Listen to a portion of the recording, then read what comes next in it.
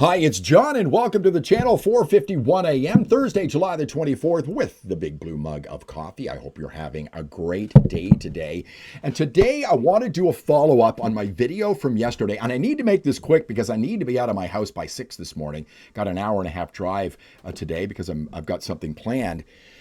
But I want to follow up on the video I did yesterday. Here's the thumbnail from it. They're in the way, time to cut them off. And for those of you who don't know your provincial flags, that's Quebec in the bottom left, that's BC in the top right. And in the middle there, you have the logo for the Assembly of First Nations. The premise behind the video is, if these groups and provinces don't want to help with the solutions to Canada's problem and my province of Alberta's problems, then they need to be cut off from funding. If they don't want to help the country and Alberta prosper, they should not benefit from the fruits of our labor.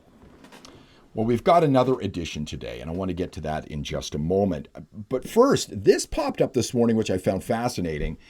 This is in the National Post. I guess it went up yesterday. Caroline Elliott, the end of Canada is coming, and BC's NDP is leading the charge. David Eby's government giving First Nations a veto over large swaths of the province, which will shut down any resource development in Alberta because we need access to tidewater. Just a quick read on this to give you some perspective, all right? And then I'll get to the latest member of the team of provinces that need to be cut off. One example is the Shishal Foundation Agreement, which gives varying degrees of decision-making power over 1.2 million acres of public land on BC's Sunshine Coast to an Indigenous government representing just 1,700 people. Under the agreement, all applications for all Land Act decisions in the region will now go through a shared consent-based or even exclusive Shishal decision-making process, meaning David Eby is giving a veto power to these Aboriginal groups, and there's a lot more of them in BC that will do the same thing, meaning Alberta will be cut off from any tidewater. And this is the plan of David Eby. He said that he's very interested in having being an energy superpower, but he's talking about solar and wind. So I showed this picture yesterday on my video. Here's a picture of Scott Moe on the left, Doug Ford in the middle, and we've got Danielle Smith on the right. Saskatchewan, Ontario, and Alberta premiers. I guess Danielle should be way over on the left-hand side there to line up all the provinces. They've got the stronger pipeline pack spanning 3 provinces. So that means we can now get a pipeline to Ontario. Well, hang on a second. You know, I failed to notice yesterday that somebody's missing here, because if you look at the provinces in Canada, you've got Alberta, Saskatchewan, Manitoba. Where's Manitoba? Why isn't Wab Canoe there? Shouldn't he be there? If we want to get a pipeline to Ontario, we need Wab Canoe there, but he's not there. Well, folks, we've got something new for you today, and we're going to add Manitoba to the list of provinces that need to be cut off. Let me go over here, and here is an article from the Winnipeg Sun. Canoe walks away from pipeline deal.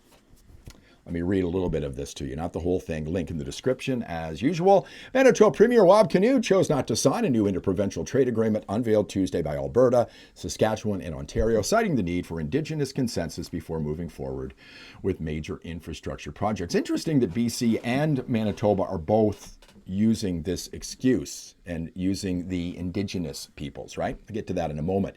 The Memorandum of Understanding signed during the Council of the Federation meeting in Huntsville, Ontario, commits the 3 provinces to collaborate on the construction of new pipelines, rail, and trade infrastructure. The goal is to expand, we got a pop up here. The goal is to expand market access for Canadian oil, gas, and critical minerals while reducing reliance on foreign trade partners. Now, Canoe must have been just not invited to the meeting, right? No. Canoe's absence from the agreement raises questions, especially given Manitoba's geographic location as a natural link to any east-west corridor. However, in a public statement, the Premier said Manitoba's decision not to participate was intentional. So what I find fascinating here is now we've got Alberta and Saskatchewan. We are isolated here in the middle. We've got 2 left-wing governments. Canoe's a lefty. David Eby's even worse. He's out on the left coast. Both of them using Aboriginals to get in the way of natural resources. Team Canada, folks. Elbows up. I don't know whether there's any collusion here, whether they're working together to isolate Alberta and Saskatchewan. I said yesterday that this is just fine with Mark Carney. He doesn't want any pipelines, but we've got to add Manitoba to the groups of the ones getting in the way. If you're not part of the solution, you're part of the problem. If you want to prosper from the natural resources of Alberta and Saskatchewan, and I guess Canada, then you should be on board with these projects. And we shouldn't be giving Aboriginal groups a veto power over anything. They don't deserve that, right? I think the Supreme Court ruled on that. But what I think we need to think about is something from a standpoint of Alberta and Saskatchewan here. Now, I know the Alberta Prosperity Project has a lot on their hands, traveling around the province, talking to hundreds, if not thousands of people every week, trying to work up support for an independence vote and to get Alberta out of this. But maybe it's time we talk to our neighbors to the east in Saskatchewan. There's apparently a larger percentage of the people there that want independence.